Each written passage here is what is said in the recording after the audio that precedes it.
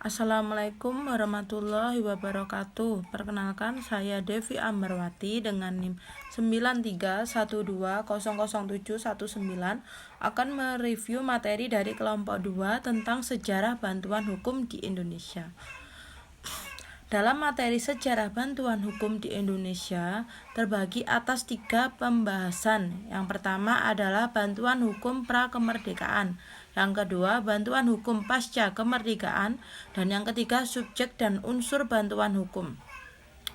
Yang pertama adalah bantuan hukum pra-kemerdekaan. Bantuan hukum pada zaman penjajahan Belanda atau pra-kemerdekaan tidak memberlakukan hukum yang baru, tetapi Belanda menerapkan kebijaksanaan politik baru. Sejak permulaan, pihak Belanda telah berketetapan menghormati hukum lokal, tetapi ada hukum yang tidak mereka hormati, yaitu hubungan-hubungan ekonomi dan politik yang selamanya merupakan sumber pokok hukum lokal. Pada tahun 1950-an, negara Eropa mempunyai 2 kitab undang-undang, hukum acara, satu untuk perkara perdata dan yang satu untuk perkara pidana. Yang dalam undang-undang, kedua kitab tersebut memuat beberapa ketentuan, termasuk jaminan hak-hak pribadi yang termaktub dalam kitab undang-undang di Belanda. Untuk masyarakat Indonesia sendiri cukup disediakan dalam kitab undang-undang, baik untuk perkara perdata ataupun pidana, yaitu kitab yang bernama Herzian Island Rijlimen. Dalam kitab tersebut sudah terdapat sejumlah pasal yang mengatur tentang bantuan hukum oleh penasihat hukum atau advokat. Bahkan jika yang bersangkutan saat itu menyatakan tidak perlu penasihat hukum, tetapi kemudian beliau berubah pikiran dengan menyatakan mau didampingi penasihat hukum, maka hakim ketika diadakan persidangan wajib menyediakan penasihat hukum yang ditunjuk oleh hakim pada saat itu, dan penasihat hukum wajib memberikan bantuan hukum dengan cuma-cuma. Di Indonesia sendiri, bantuan hukum sudah ada sejak tahun 1500 Masehi, bersamaan dengan datangnya bangsa Portugis, Spanyol, Inggris, dan Belanda ke Indonesia. Pada awal perkembangannya, bantuan hukum merupakan manifestasi dari sikap kedermawanan yang umumnya dilakukan oleh patron pada klien, yang kemudian bantuan hukum berkembang sejalan dengan perkembangan profesi hukum menjadi kedermawanan profesi, yang selanjutnya profesi bantuan hukum menjadi professional responsibility atau tanggung jawab dalam suatu profesi. Dalam perkembangannya selanjutnya menjadi tanggung jawab sosial yang diselesaikan tidak hanya masalah hukum yang ligitasi, tetapi juga non-ligitasi. Dan yang kedua adalah bantuan hukum pasca kemerdekaan. Sejak Indonesia merdeka, pemerintah Republik Indonesia telah mengeluarkan berbagai macam peraturan perundang-undangan yang berkaitan dengan bantuan hukum dalam persidangan. Adapun beberapa peraturan tersebut ialah terdapat dalam Undang-Undang Nomor 1 Tahun 1942 yang mengatur tentang kedudukan advokat dan orang-orang yang memberikan bantuan hukum. Yang kedua adalah Undang-Undang Nomor 1 Tahun 1950 tentang Mahkamah Agung yang mengatur tentang susunan kekuasaan Mahkamah Agung yang mempunyai kedudukan tertinggi untuk mengawasi jalannya peradilan.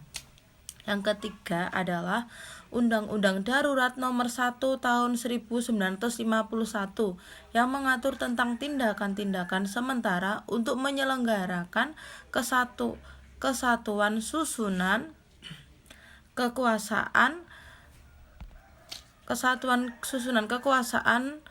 dan acara pengadilan sipil. Yang keempat adalah Kitab Herzian Island Rijlimen yang dalam hubungannya secara tugas dan kewajiban advokat dan memberi bantuan di muka persidangan, yang diatur dalam pasal 83H ayat 6, pasal 102 RSW, pasal 250 ayat 5, dan pasal 251 ayat 1, dan Undang-Undang Nomor 19 Tahun 1946 tentang ketentuan pokok kekuasaan kehakiman, yang pada intinya seseorang terkena masalah hukum berhak mendapatkan bantuan dari seorang ahli hukum. Pemberian bantuan hukum, khususnya bagi rakyat kecil yang tidak mampu dan buta hukum, tampaknya merupakan hal yang dapat dikatakan relatif baru di negara berkembang seperti Indonesia. Bantuan hukum sebagai ilegal institusional atau lembaga hukum semula tidak dikenal dalam sistem hukum tradisional dan baru dikenal di Indonesia sejak masuknya atau diberlakukannya sistem hukum barat di Indonesia. Menurut Ali Yusuf Amir bahwa bantuan hukum merupakan pelayanan hukum yang bersifat jumlah semua warga negara memiliki aksesibilitas yang sama dalam memperoleh pelayanan hukum baik dalam maupun di luar pengadilan. Secara formal, bantuan hukum di Indonesia sudah ada sejak zaman penjajahan Belanda. Hal tersebut bermula pada tahun 1848 ketika di Belanda terjadi perubahan besar dalam sejarah hukumnya. Berdasarkan asas konkordansi Paka Firman Raja tanggal 16 Mei 1848 nomor 1 Perundang-undangan Negeri Belanda tersebut juga diberlakukan untuk Indonesia, antara lain tentang susunan kehakiman dan kebijaksanaan pengadilan. Dan yang ketiga adalah subjek dan unsur bantuan hukum. Bantuan hukum di dalam negara hukum merupakan bagian sarana penegak hukum. Hal itu terutama untuk memperoleh kebenaran dan keadilan, di mana setiap orang akan mendapat perlindungan dan kepastian hukum dalam beracara di pengadilan. Masalah bantuan hukum tentu tidak bisa dilepaskan dengan lembaga peradilan, karena proses peradilanlah yang menyebabkan dapat berperannya bantuan hukum secara nyata. Sehubungan dengan bantuan hukum, maka ada 4 subjek yang dapat menerima kuasa untuk beracara dalam persidangan. Di antaranya adalah 1. Advokat, yang merupakan penasihat hukum yang bergelar sarjana hukum dan diangkat secara resmi berdasarkan surat keputusan Menteri Kehakiman dan Hak Asasi Manusia dengan persetujuan Mahkamah Agung dan bukan sebagai pegawai negeri. Dan yang kedua adalah pengacara praktik, yaitu merupakan penasihat hukum resmi atau pembela umum dengan gelar sarjana hukum yang diangkat berdasarkan surat keputusan Ketua Pengadilan Tinggi berdasarkan Peraturan Menteri Kehakiman Nomor 1 Tahun 1975 setelah dinyatakan lulus ujian dengan wilayah praktek beracaranya. Yang ketiga adalah lembaga bantuan hukum pada fakultas atau yang disingkat dengan LBH.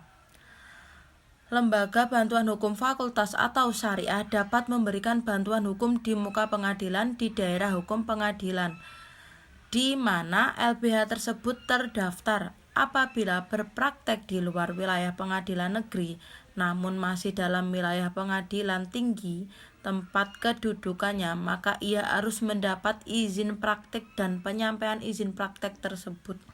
Yang keempat adalah perwira hukum TNI Polri. Dapat melakukan praktek di muka pengadilan di seluruh wilayah Kodam dan Polda atau sebagaimana atas izin Ketua Pengadilan Tinggi atau Ketua Pengadilan Negeri.